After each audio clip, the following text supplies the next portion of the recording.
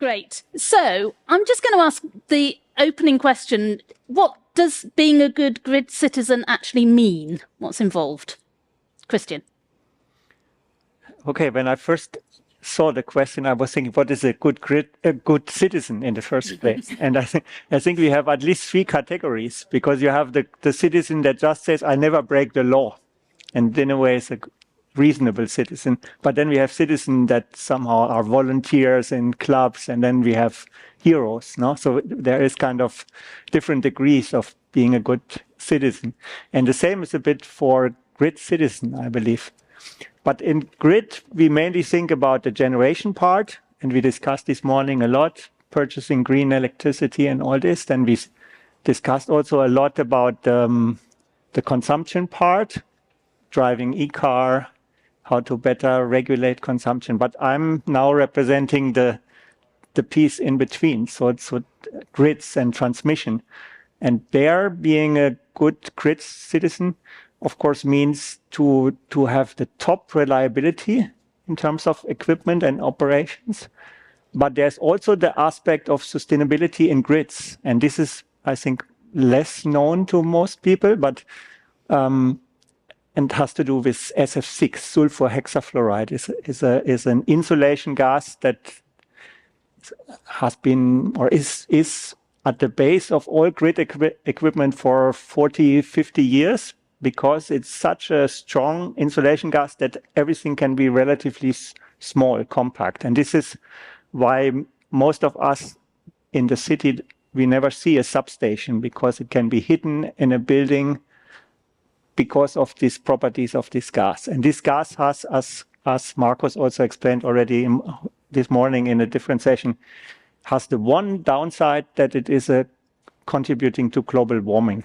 So it's really excellent from all point of view, except that is a contributor to global warming. And so being a good grid citizen means that you do your best to avoid this gas. And this is now possible because all the big vendors have started to develop equipment that is free of SF6. Okay. So I would say this is the main element. Yeah. We'll come back to the SF6 issue later. But first, Janet, I want to ask you, being a good grid citizen, how does that fit in with the kind of goals that you're being set as head of sustainability? Yes, being a good grid citizen is quite different, I think, with Christian and our side, because, of course, we're in healthcare and our business is actually keeping people alive. And being a good grid citizen means that we have to actually look at how we do things, how we deliver our service, and how we use those energy.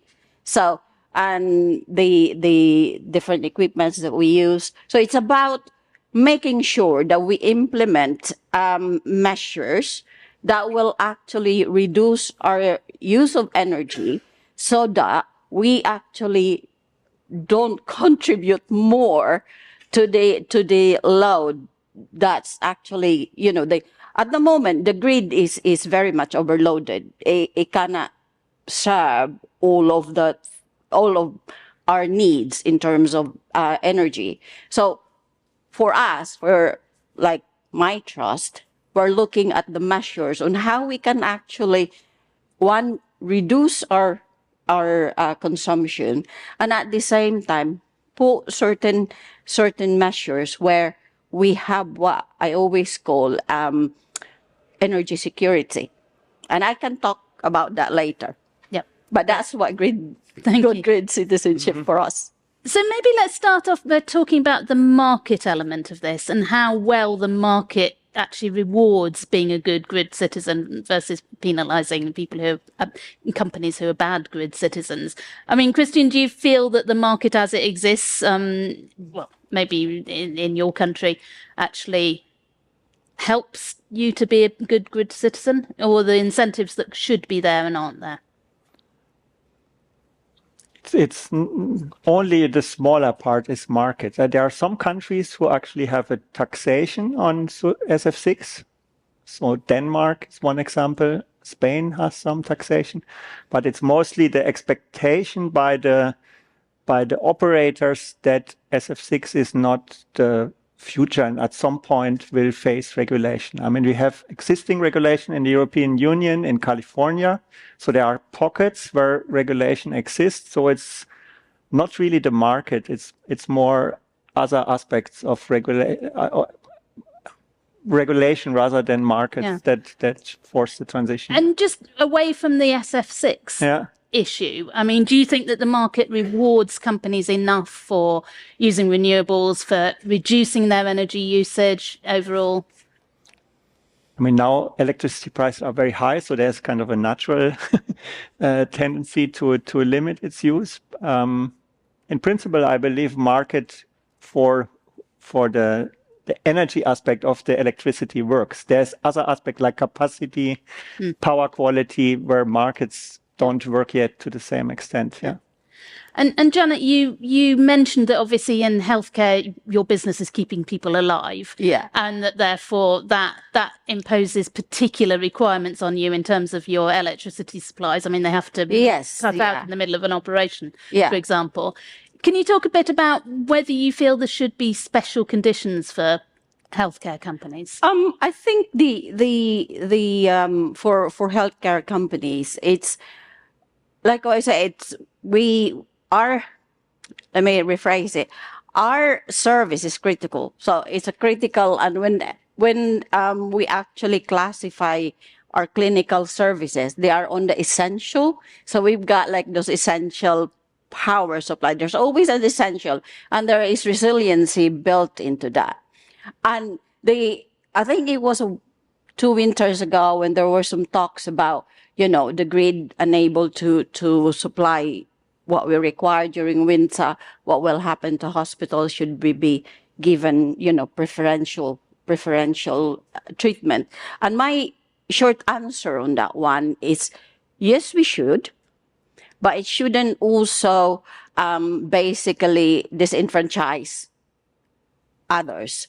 So, because we do have certain capacity as well. Because if the grid really is very much unable to provide for everyone, then as part of the system, we also have to do our bit of it. So which means then the essential services like surgery and all those things should go ahead, but then elective ones maybe shouldn't go ahead. So there's that what we call business continuity planning, then sits on that one. But my personal feeling is that because we're talking about lives, we need to provide that. And I just wanted to answer as well, about market and about pricing, because one of the things that the NHS is being asked to do is actually to reduce our carbon emissions and reach net zero on scope 1 and 2. And we know scope 2 is electricity. Scope 1 includes gas, volatile anesthetic gases, and all those things. We are meant to reach net zero by 2040, which means then that we do need to decarbonize our heating system, because that's one of the biggest, like gas is one of the biggest, energy that we use. So we have to decarbonize, which means then electrification. So when you're looking at electrification, you then have to look at affordability. Unfortunately, in the current market pricing, electricity is higher than gas. So which means then that if we do continue to decarbonize our systems, we will be hit with a revenue pressure then. And that does impact on how quickly we actually then implement those measures that I mentioned earlier. And that's the reality of it. And the policies and markets actually does dictate on that as well. So people basically would rather stay on gas-powered systems than on electricity, because it's just not affordable. Yes. And so how can that problem be overcome? I mean, is that a question of the government stepping in and making sure that the incentives or the prices, or Yeah, there has to be there has to be some pragmatic steps that the regulators and also the providers and the government needs to actually come up with, because there is that pressure to decarbonize, but you're not actually incentivizing everyone to decarbonize because of the revenue pressures on it. And there are capital that's being made available for the public sector, like public sector decarbonization fund, the energy efficiency fund, and all those things. These are capital that you can actually pay for, air source heat pumps and things like that. But one thing that's not been looked at with that is that when you actually have your heat pumps, can you afford to run them? And that's then where the whole thing becomes a bit of an issue. And somehow, I think there has to be a balance of things that make it not so prohibitive for people to actually transition and decarbonize their system. Yes. Christian, any comments on that? Yeah, we already touched incentives, and I think also sometimes it's surprising how little incentive it needs if there is a corporate ambition on the side of the customer. And for us, this is can be even more important, that we see that really customers strive for the change and want to buy this new type of equipment that is kind of has less climate impact.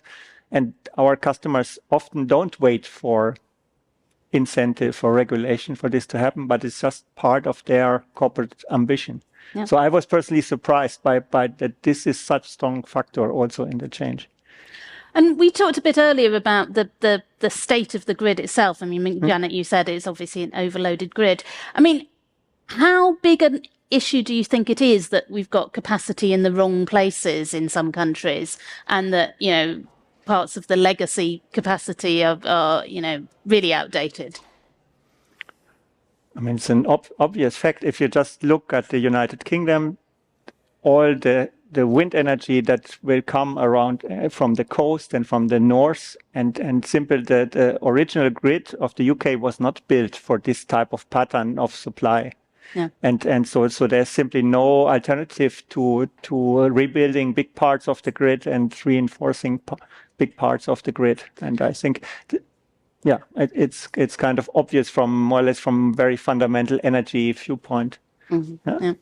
And we're seeing a pattern, obviously, where quite a lot of companies are effectively choosing to build their own energy supplies. I mean, I know your trust has also gone down that route.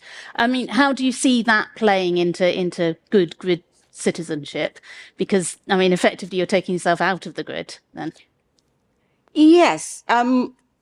The trust, one of my trusts, has a 40-acre solar farm that's actually about 1,000 meters away from the main hospital, and it provides us with 3/4 of our energy. But it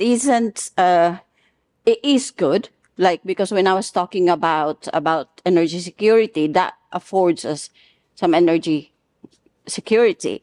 Other than that as well, we have the only, I think, 3 remaining incinerators that's NHS owned in the country, and it's 2 years old that we have. So it provides us as well with 2 megawatts of energy. So which means that more or less we have enough to cover, like I said, 3/4 of our needs, but we actually still need the grid, because the reality of renewable is it's intermittent. So the only constant about renewable is its intermittency. So which means then that we need the grid to balance that, because at the supply end can be intermittent, but at the provision end, where we provide them in our theaters or in our neonatal units where incubators are there. It has to be stable. And that's where the grid comes in then to balance the intermittency, to make sure that there is that stability in the supply. And where it helps, actually, the generation, it helps in revenue then, because that means then that the cost of actually the energy is lower than if we actually bought it off the grid entirely. And given that the NHS as well has actually mandated that all of us, trust, has to buy 100% renewable energy. And as we know, the cost of 100% renewable energy is higher than the mixed or nuclear. So that's where the cost pressure as well. And actually, that also comes into the good grid citizen, because if you do your on-site generation, then the pressure, if you require, let's say, 16 megawatt of the grid, if you actually generate 3/4 of that, that means that's another 3/4 available to other organizations or other premises that would require it. So it's about taking that opportunity that's presented to generate your own energy, but also making sure that you know what the implication of that, because it's not just about building, a solar farm there, and then it's then supplies your energy. It comes with the enabling works of making sure that your site and your systems, your distribution systems, are actually ready to receive that type of energy, and from DC to AC and all that stuff, and then distribute it. So, and also making sure that you have the capacity to balance that supply when the intermittency comes in. So there are a lot of technology, a lot of engineering thing that comes into it, so which requires money. So do you see that as the future then, Christian, that companies or organisations that can afford it and have the targets basically are investing in their own supplies? I mean, we certainly see it with data centres. When they're setting up data centres, they announce their supplies alongside the announcement. Is that the future? Not at all. I don't think at all. Of course, we have now this example of Microsoft with 3 Mile Island to open up their own nuclear power plant again, and maybe data center are special because also they are a very predictable and steady load. But overall, the benefit of having a large-scale transmission grid are just huge. I mean, for example, just take the example of the wind energy. It's not correlated anymore when you go 1,000 kilometers apart. So kind of the wind blowing here and the wind blowing 1,000 kilometers from here, they are almost completely statistically uncorrelated, which means that with several such sources, you create an extreme averaging effect.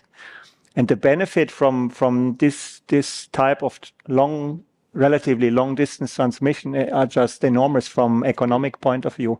So we will always have grids. I'm not saying it because I'm part of the grid industry. It's really has to do with fundamentals of physics of electrical energy, that it can be very efficiently transferred. It's super efficient compared also to the storage and batteries. Batteries have done huge progress, no doubt, but still people will use this island solution when they don't have the option to have the grid. Yeah. And you mentioned earlier the SF6 problem.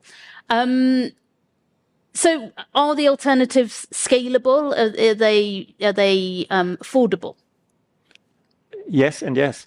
So this is probably one of the achievements of this industry over the last, let's say, 10 years. I mean, this has been a topic of research and development for a long time. And now really the big vendors have solutions that are scalable and that exist as product, and in particular this new grid I was mentioning in mainly the northern part of UK will be completely built free of SF6 in the transmission range. So it's both scalable and affordable. So this is a success story of a problem being solved before maybe it caught the attention of the big public. And the investment for that has been forthcoming. I mean, who is bankrolling that? I mean, it's part of these grid investments that of course are financed in the end also by the end consumer of electrical energy, but it's still a relatively small portion compared to the cost of generating in the first place, wind energy and all these things. Great. So I'm going to open it up to the floor now. Has anybody got any questions for the panel? Anybody? Oh, lady here. Probably one for Christian. So I work for SSEN Transmission, which is building the grid in the north of Scotland. So very topical. But I was wondering how you would explain the idea of this good grid citizenship to the communities in that area. So we get a lot of pushback from people who don't want these pylons built next door to them, despite the fact that we need it to decarbonize the country. So how would you go about explaining that concept to people who are imminently close to it affecting their day-to-day lives? I know this is a challenge. I admit I love pylons. I find them in a way beautiful because you can see from the outer shape how much thinking has been gone to actually, and in particular the electric grid for me is among the most fascinating things that humans have built. It's in a way a machine that is distributed over a complete country. I think we have to explain to the community that only with this type of things, these assets, we can realize our dream of becoming energy independent and to live from a form of energy that is silent and available forever. I think we need to make this education, and never everybody will agree with us, but I think there are really worse things than having a pylon in view or windmill for that sake. So, but I think there's no way around to. It's the physics more or less that dictate that things that will look in a certain way. We cannot avoid this. Yeah. Question over here, please.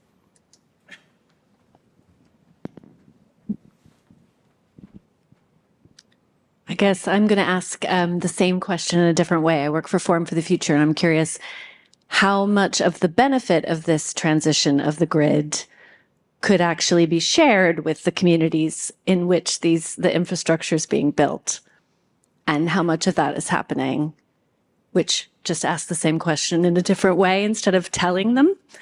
Involving them might be a better solution. But what suggestions and recommendations do you have for involving the communities and the stakeholders and the patients in those decisions about the energy grid and the benefit that there is for them? Maybe you want to jump in. Yeah, actually, we do face the same thing as well. in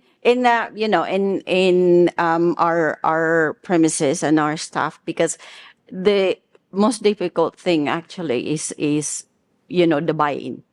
It's difficult to get the buy-in, but when it comes to buy-in, it's about making it real for them, so that to benefit from a stable supply of energy. That means then that these things needs to be done. But then, in terms of when you ask about what's the direct benefit for the community that's actually affected by this pylon, and that's where the social value framework comes in, because each of the companies are actually asked to demonstrate the social value of what they've done. So which means then that that's where there is a really, the energy is very good at it. They call it, co-develop something.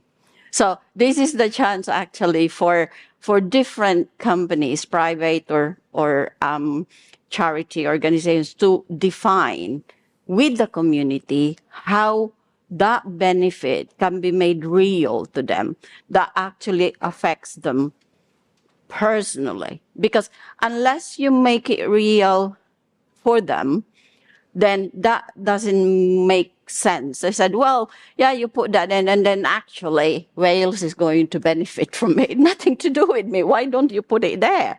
So, but it's about making it real for that community on why they need to actually support it. And that's where the social value comes in. And I think that's where we need to actually work with our community. And social value is not a tick box thing.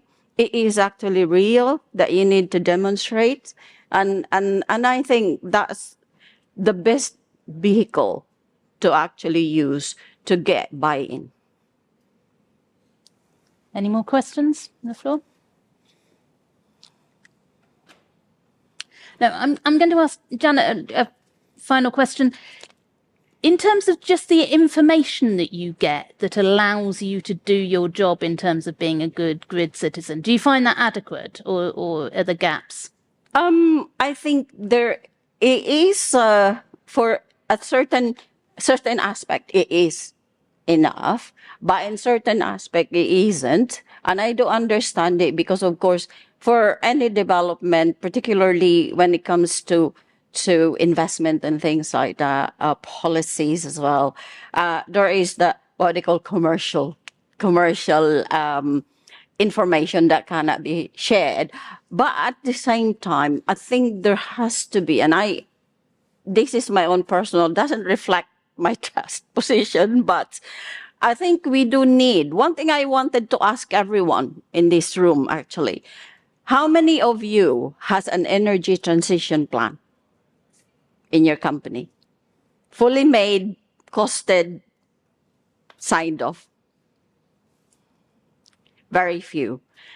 Because that's actually what we need to do. We need to really look at what we currently do, what we currently have, and the practices as well because this is not just about switching off computers and things like that. This is about even your procurement, consciously looking at, instead of this big television, 42 inches, G-rated television, but it's so bright and clear, why not buy, a lower G-rate, because it's more energy efficient. So it's about consciously doing things in your business as usual that actually makes you energy efficient, and in turn makes you a good grid citizen. And Christian, if you had one wish or one policy that you think should be introduced that would help with grid citizenship? Maybe one final point is more like for talking to the energy community. Let's not forget this middle piece of the power transmission. I think in the coverage, we talk a lot about generation. We talk a lot about intelligent consumption. I think the transmission and distribution piece is both a challenge, but there's also a lot of opportunity in this. And also policies need to be attentive to this fact, but also the public need to think maybe or spend a little bit more attention also to this piece of the cake. Great. Well, thank you very much to both of the panelists, Janet and Christian, and thank you to the audience for your questions. Thank you. Thank you.